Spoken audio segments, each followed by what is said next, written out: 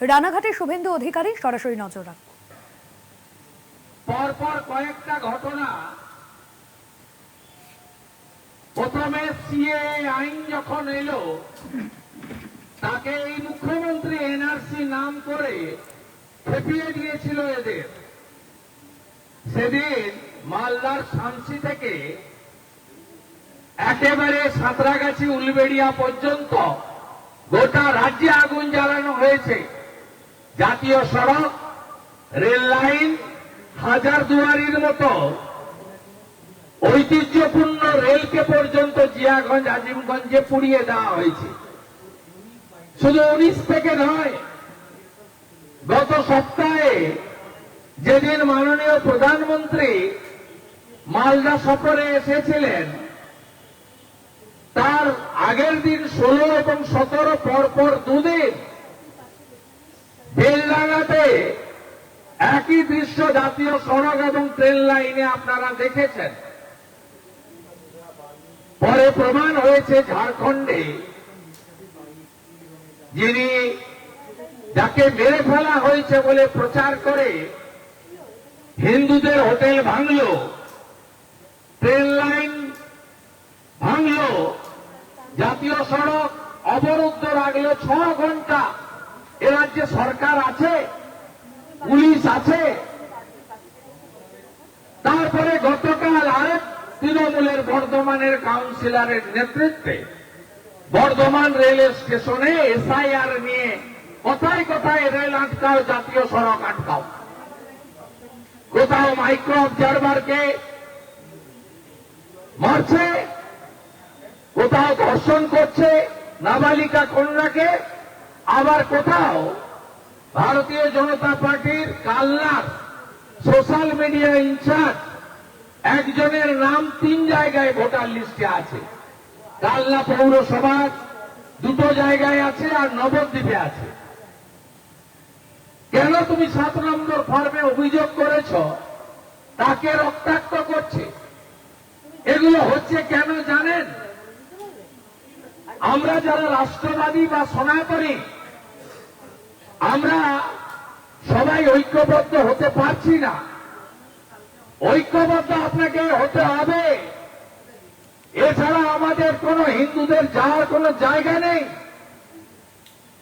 আর এই মুখ্যমন্ত্রীর নেতৃত্বে এরা সব সময় মতুয়া ধাম, ঠাকুরনগর, ঠাকুর বাড়িতে লড়াই লাগিয়ে দাও, বৈষ্ণব সমাজের মধ্যে লড়াই লাগিয়ে দাও, নমশূদ্রদের মধ্যে লড়াই লাগিয়ে দাও, আদিবাসী কুর্মী লাগিয়ে দাও, পাহাড়ে লেপচা, ভুটিয়া, তামাং, রাই 11টা বোর্ড করে ভাগ করো। কাউকে বলবেন তুমি হিন্দি ভাষী, কাউকে বলবেন তুমি বাংলা ভাষী। এই মুখ্যমন্ত্রীর মুখ থেকে কখনো শুনেছেন যে মেটিয়া বুরুজের মুসলমানরা উর্দুতে কথা বলে আর নদিয়ার চাপড়া করমপুরের মুসলমানরা বাংলায় কথা বলে? শুনতে পাবেন না। বলবেন অত গুজরাটি, অত উড়িয়া, অত অসমিয়া, অত বিহারি।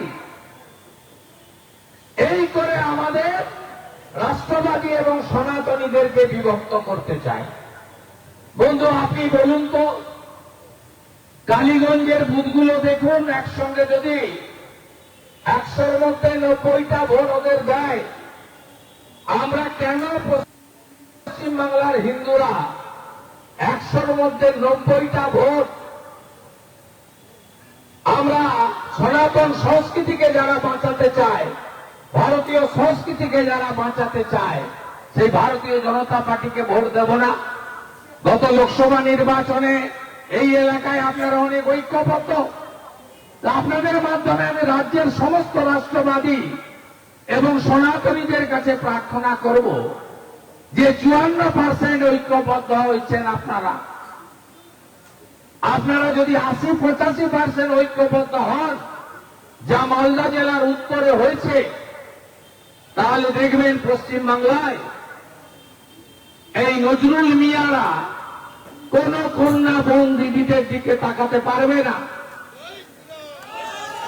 কোথায় কোথায় রাস্তা